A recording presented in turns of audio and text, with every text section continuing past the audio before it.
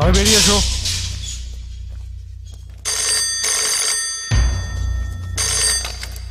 Hello, আমি DSP বলছি। Good morning sir. ওদের কোর্টে নিয়ে যাচ্ছেন তো? ইয়েস স্যার, ডিরেক্ট কোর্টে নিয়ে যাচ্ছি স্যার। আমি যেরকম বলেছি সেই রকম করছেন তো? Yes sir. ঠিক আছে। ওখান থেকে সোজা হসপিটালে নিয়ে চলে যাবো, ওর শরীর ভালো নেই। ঠিক আছে। ওরা হসপিটালে যেন কোনো অসুবিধায় না পড়ে, ওরা ভিআইপি ট্রিটমেন্ট বা অন্য কোনো সুবিধা যেন না পায়, বুঝেছেন তো? Okay sir. হসপিটাল থেকে সোজা ওদের কোর্টে হাজির করবেন, ঠিক আছে? Okay sir. ওই নিয়ে যাও এদেরকে, নিয়ে যাও। চলো সবাই।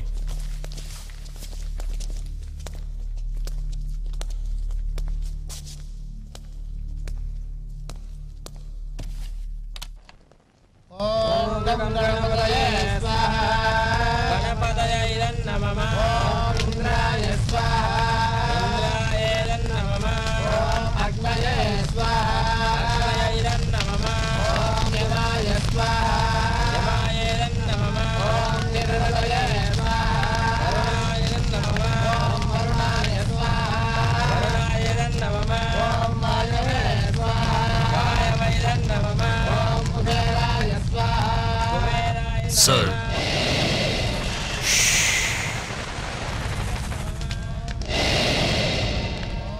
Sir.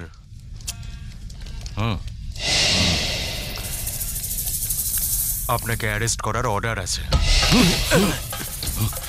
I don't like it.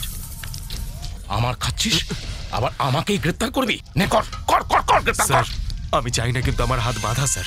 ডিএসপির order রয়েছে sir. DSP? Yes sir.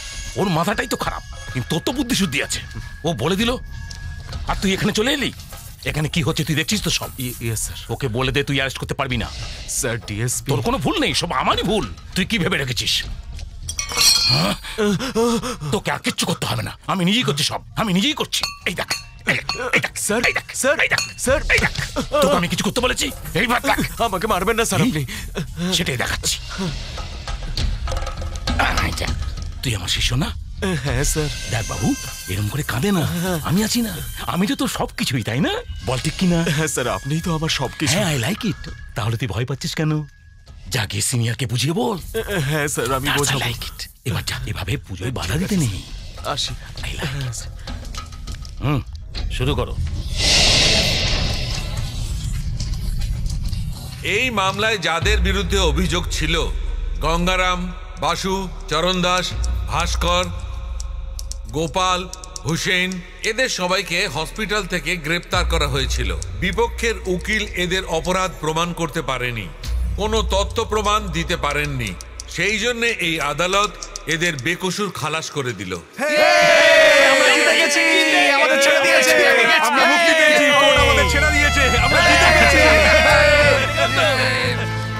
Sir, এটা ভীষণ অন্যায়। ওই ঘটনাটা সব পাবলিকরা দেখেছে, কিন্তু তবু ওরা ছাড়া পেয়ে গেল কেন? জজ, উকিল সবাই টাকার কাছে বিকিয়ে গেছে। যদি এরকমই চলতে থাকে তবে সমাজের কি হবে স্যার? কোনো সাক্ষী বা প্রমাণ না পাওয়া গেলে জজ কি করবে? আইন আইনের জায়গাতেই আছে। অপরাধীকে শাস্তি দিতে হলে প্রমাণ দরকার। প্রমাণ ছাড়া আইনত কাউকে শাস্তি দেওয়া যায় না, এটা সম্ভব নয়। I am sorry. সবকিছুকে খেলা বানিয়ে রেখে দিয়েছে। এই পৃথিবীতে সততার কোনো দাম নেই। আমরা চুপ করে বসে থাকবো না। আজই আমরা মন্ত্রীকে জানিয়ে মিছিল বার করবো, বুঝেছিস? রাঘবেন্দ্রর সাথে আমরা কথা বলবো। ওই একমাত্র সৎ মানুষ যে আমাদের সঠিক রাস্তা দেখাবে। ঠিকই বলছে। আরে রাঘবেন্দ্র কি করবে রে?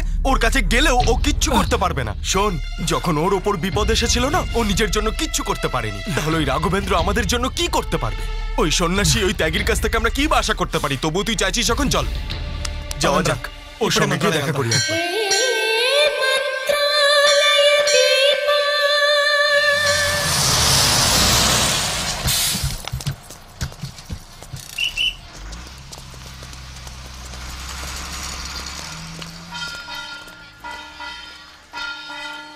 গুরুদেবকে কোথায় পাওয়া যাবে স্বামীজি? ওই সামনের আশ্রমে পাবেন। ওই যে ওইদিকে তো? হ্যাঁ, ঠিক ওইদিকে। আছে, চল ওনাকে জিজ্ঞেস করি। স্যার, আমাদের সংস্থায় আপনাদের স্বাগত। আমাদের সংস্থায় আপনাদের ওয়েলকাম জানাই। আপনাদের সবাইকে স্বাগত। এখানে আপনাদের সব দুঃখ কষ্টের বিনাশ হবে। আসুন। আমরা রাঘবেন্দ্রর বন্ধু, ওর সাথে দেখা করতে এসেছি। আচ্ছা, রাঘবেন্দ্র স্বামীর সাথে দেখা করবেন? আসুন, দেখা করাচ্ছি। শুনুন দিদি, এরা রাঘবেন্দ্রর বন্ধু, দেখা করতে এসেছে। নমস্কার। এর সাথে আলাপ করাই। এ হলো আমার মেয়ে লক্ষ্মী। আর তোমাদের বন্ধু রাঘবেন্দ্রর হবু স্ত্রী। তাই নাকি? মা, রাঘবেন্দ্রের সাথে এরা দেখা করতে এসেছে। রাঘবেন্দ্র এখন বাড়িতে নেই, ওর বাবা মা আছে, আলাপ করিয়ে দিই। বাবা, এরা রাঘবেন্দ্রকে খোঁজ করতে এখানে এসেছে, তাই এদের এখানে এনেছি। তোমরা এখানে কি ভেবে এসেছিলে? কি চাইছো তোমরা? দেখুন আঙ্কেল, আমরা অনেক আশা নিয়ে এসেছি। আশা? ওর ওপর কোনো আশা রেখো না, ও কারোর জন্য কিচ্ছু করবে না। সরি আঙ্কেল, শুনেছি যে এই সংস্থার রাঘবেন্দ্র বিপদগ্রস্ত মানুষের পাশে থাকে, সেই জন্য আমরা ওর কাছে এসেছি। বাবা, ও আজ পর্যন্ত আমাদের জন্য কিচ্ছু করেনি। শুনছো? আমাদের সাথে কি হয়েছে এটাই যদি আমরা ভেবে বসি, তাহলে অন্যের দুঃখের কথা ভেবে আমাদের লাভ শোনো, কি? তুমি একটু শান্ত হও। আমায় বাঁচাও! আরে কেউ বাঁচাও, বাচ্চাটাকে মেরে ফেলবে। কোথায় আছো?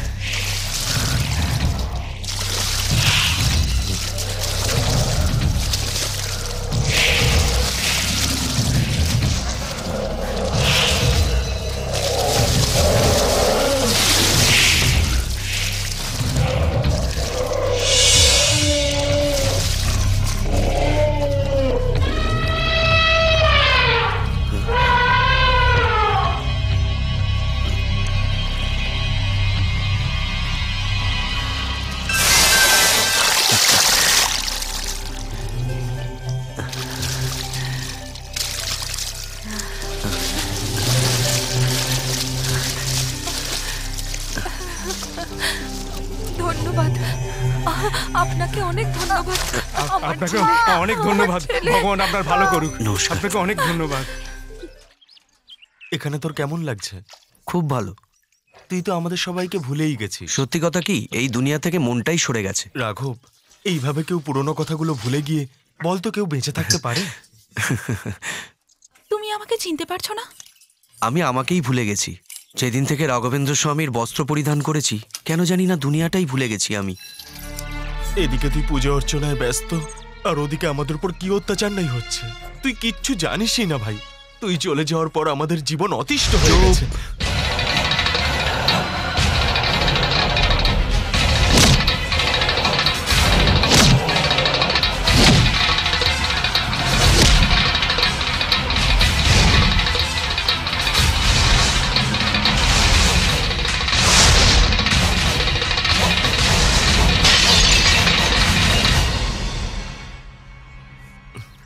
এই রাঘবেন্দ্র স্বামী এখন থেকে এই মন্দিরের জন্যই নিজের জীবন দেবে। আর এখন থেকে আমি আর ওই ঝুট ঝামেলায় যাব না। আমি এখন থেকে মন্দিরের সেবা করব আর এটা নিয়েই বাঁচব। এছাড়া আর কোনো সম্পর্কের কথা আমাকে বলবি না, প্লিজ। এবার আয়।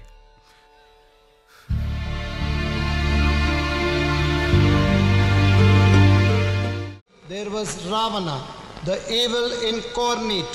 When there was কোথায় সে? ওই যে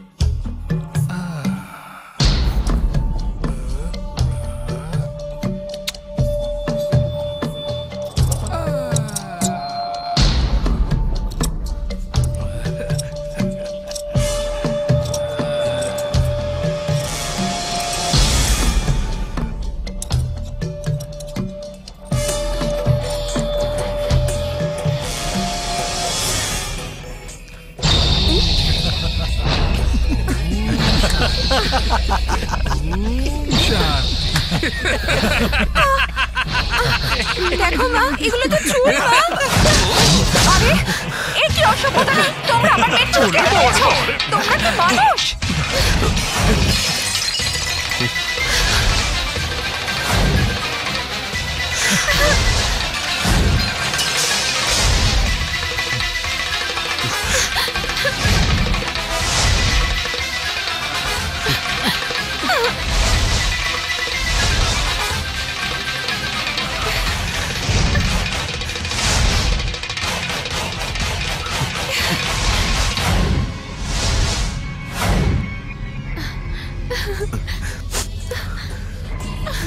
কে করলো এটা? You idiot! তারা তোমরা কি অভদ্রতা এটা? আমাদের তোমরা মানুষ না রাক্ষস? এরা মানুষ নয়, এরা রাক্ষস। তুমি কেন এদের সাথে কথা বলতে যাচ্ছ? রাঘব, রাঘব, রাঘব, এরা আমার চুল কেটে দিয়েছে। রাঘব, রাঘব, রাঘব, এদের ছাড়বে না। রাঘব, তুমি এদের কিছু বলছো না কেন? কি করবি তুই? আমি করেছি, এই কাঁচি দিয়ে কেটেছি। মারবি আমায়? মারবি? মার না। সাহস থাকলে বাইরে এসে ক্ষমতা দেখিয়ে যা। এই চুপ করো। রাঘব, এই লোকটাই চুল কেটেছে, আর ওই তোমাকে মারার চেষ্টাও করেছে। চুপ করো।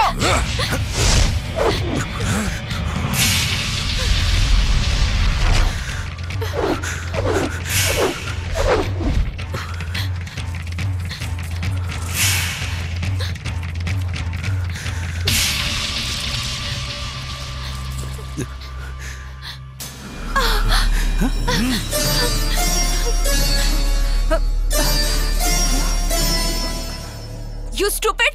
তুমি কোনো কাজের নও। কিছু করার সামর্থ্য নেই তোমার। আর তুমি কিছু করতেও পারবে না যদি তোমার সামনে ওরা আমাকে ধর্ষণও করে বা আমাকে তুলে নিয়ে চলে যায়। রাঘবেন্দ্র স্বামীর মঠে গিয়ে উনার নাম জপ করে নিজের অঙ্গ প্রদর্শন করাটাকেই তুমি তোমার মহান কর্তব্য বলে মনে করো। ওরা তোমার চোখের সামনে আমার এত বড় অপমান করলো, আর তুমি সেটা ভূতের মতো দাঁড়িয়ে দাঁড়িয়ে দেখলে। এটাই কি তোমার পুরুষত্ব রাঘব? তোমার মতো নপুংসক কখনো আমি দেখিনি। ওই সামান্য গুন্ডার দল তোমার সামনে আমার মেয়ের চুলটা কেটে দিয়ে চলে গেল, আর তুমি দেখলে? এই দিনটা দেখবো বলি কি আমার মেয়ের সাথে তোমার সম্বন্ধ ঠিক করেছিলাম? বলছো না কেন কথা? এত বড় একটা ঘটনা ঘটে গেল আর তোমার কোনো যায় আসছে না। থাক, ছেড়ে দাও মা। এতে উনার কি যায় আসে? কারুর সম্মান চলে যাক বা কারুর প্রাণ। উনি দেবীর ভক্ত, তাই দেবীই আসবেন বাঁচাতে। আমি এক্ষুনি পুলিশ স্টেশনে গিয়ে ওদের বিরুদ্ধে কমপ্লেন করছি।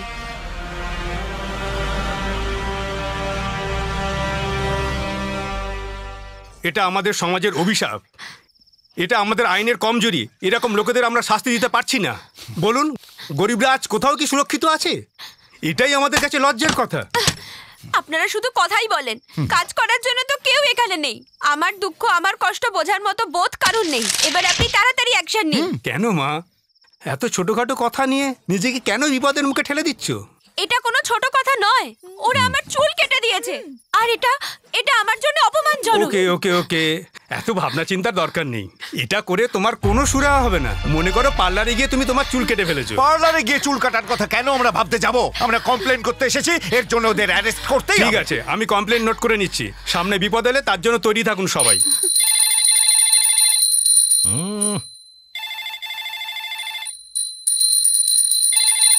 I don't like it. Hello, আমি পুলিশ স্টেশন থেকে কথা বলছি। পুলিশ স্টেশন থেকে আপনাকে ফোন করেছে। নমস্কার স্যার, আপনার সাথে জরুরি ব্যাপার নিয়ে একটা কথা বলার ছিল। বলুন, কি কথা আছে? কিছু গুন্ডা মনোরমা কলেজের স্টুডেন্ট লক্ষ্মীর চুল কেটে দিয়েছে এবং সেটা পাবলিক প্লেসে হয়েছে। আমি ওকেও দেখে নেবো, আবার পাবলিককেও দেখে নেবো। ঠিক আছে? ওই মেয়েটা থানায় এসে কমপ্লেন করেছে স্যার।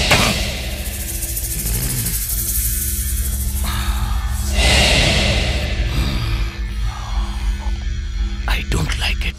ও আর কেউ নয় স্যার, ও আপনার পরিচিত রাঘবেন্দ্রের স্ত্রী। আপনিই বলুন এবার আমি কি করব? I like it. I like it. Listen.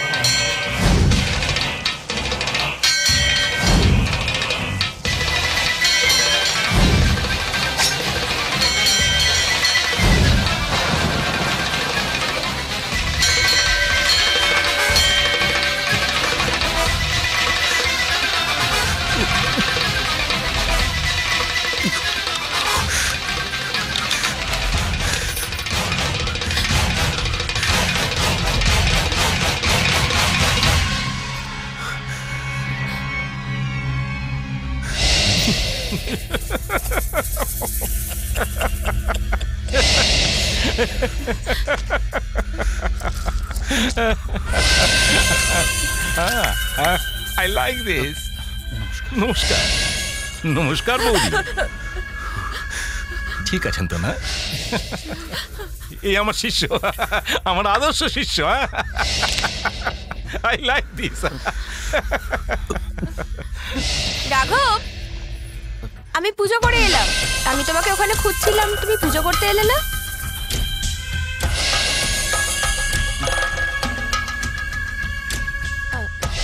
প্রসাদ নাও। ওখানে অনেক নতুন ফুল রয়েছে দেখলাম, নিয়ে নিও। কেমন? I like this. Prasad. I like this.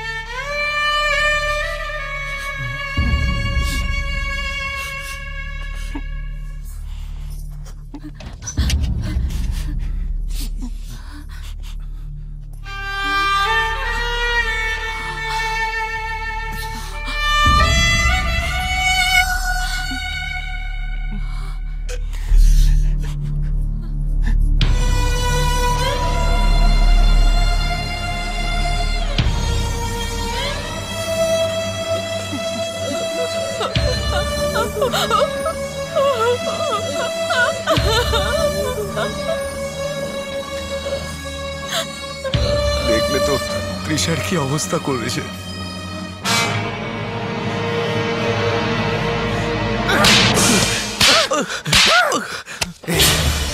এই মূল্য দিলি তুই? বল, কোন পাপের শাস্তি দিলি তুই? যে মেয়েটা তোকে নিজের জীবনের থেকেও বেশি ভালোবাসতো, আজ তোর জন্য দেখ ওর কি অবস্থা হয়েছে। তোকে ভালোবাসার জন্য আজ ওর এই পরিণতি হয়েছে। ওর বদলে যদি তুই মরে যেতিস না, সত্যি আমি বেশি খুশি হতাম। মনে করতাম একটা ভালো কাজ করেছি। ছি ছি, তোকে বোঝাতে বোঝাতে ক্লান্ত হয়ে গেছি, কিন্তু তুই বদলাসনি। কোনো লাভ নেই তোকে বুঝিয়ে। হ্যাঁ, তোকে জন্ম দিয়ে আমাদের এই দিন দেখতে হবে, এটা যদি আগে জানতাম তাহলে আমি সেদিনই তোকে গলা টিপে মেরে ফেলতাম। তুই এই যে পাপটা করলি, এই কারণে তোর পায়ে পড়ছি আমি।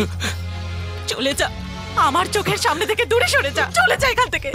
গুন্ডা হয়ে বাঁচ অথবা মাফিয়া হয়ে বাঁচ, তোর যা ইচ্ছে তুই তাই হ। শোন, আমি তোকে কোনো অভিশাপ দেওয়ার আগে তুই চলে যা। চলে যা এখান থেকে। ওই দেখ, তোর জন্য আমরা যে আঘাতটা পেয়েছি সেটা মেনে নিতে পারছি না আমরা।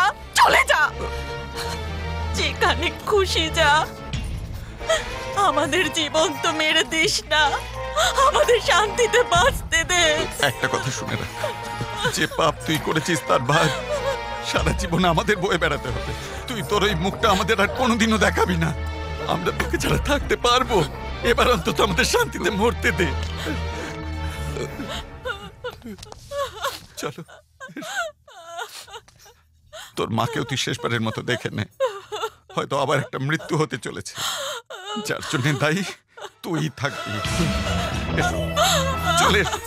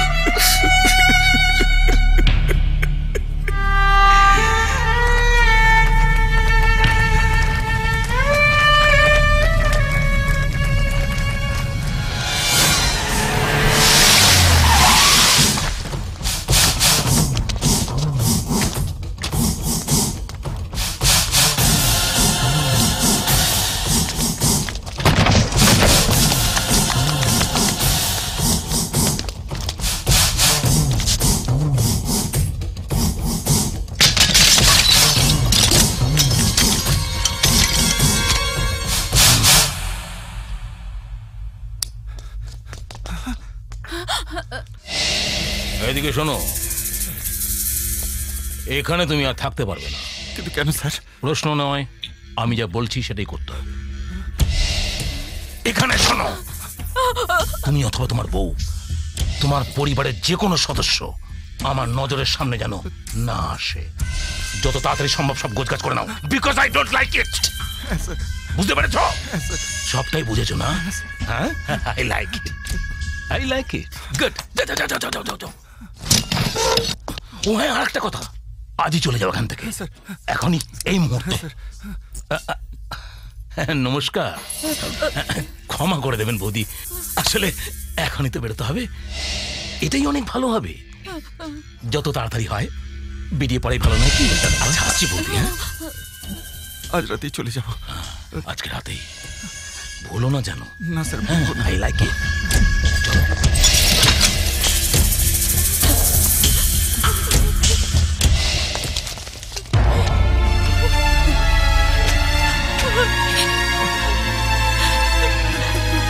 এখন এসব ছেড়ে আমরা কোথায় যাব, কি করব?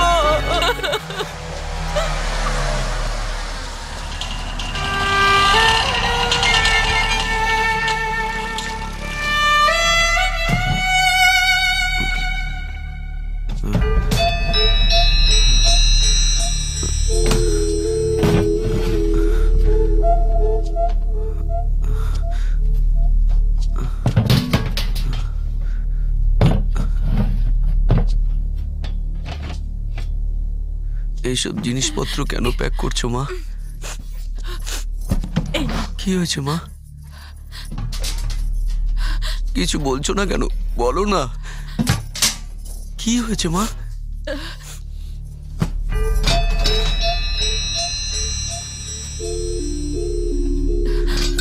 আমার সাথে কথা বলছো না কেন মা?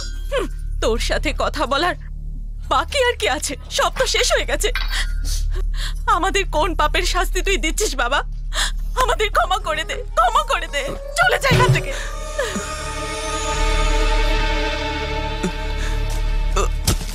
ছেড়ে দে, তুই একদম হাত দিবি না। তোর জন্য আজ আমাদের এই অবস্থা হয়েছে, আমাদের বাঁচতে দিবি না তুই। তোর জন্য আজ আমরা কেউ মুখ দেখাতে পাচ্ছি না। বেরিয়ে যা এখান থেকে, বেরো। কি হয়েছে কি বাবা? আমার সাথে কথা বলছো না কেন? শোন, বাবা কেন কথা বলবে? তোর তো যা করার ছিল তুই তো তা করে নিয়েছিস। আরো শোন, আর যেটুকু সম্মান আছে সেটাও নষ্ট করে দিবি? তোর এইরকম ভালো মানুষই দেখাবার আর কোনো দরকার নেই।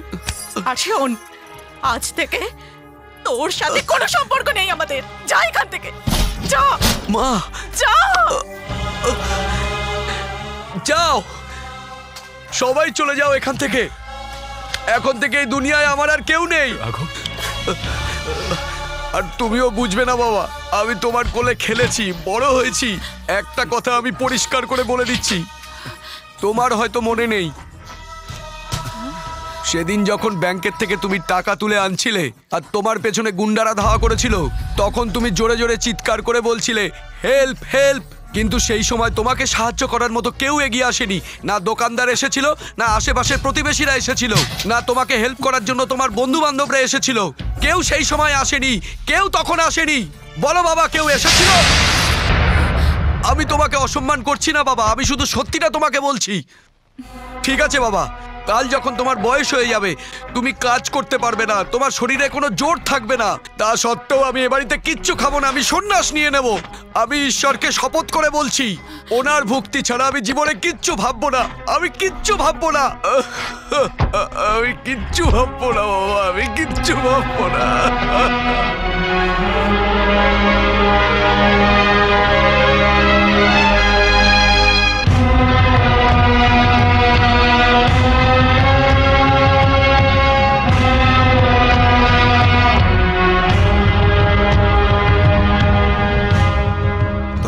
এই রুদ্রাক্ষের মালা, তোর শরীরের এই গেরুয়া বস্ত্র আর পবিত্র জীবনযাত্রা এই সাক্ষী দেবে যে সমাজে যতই অন্যায় ঘটুক না কেন, তুই সেসব থেকে নিজেকে দূরে রাখবি।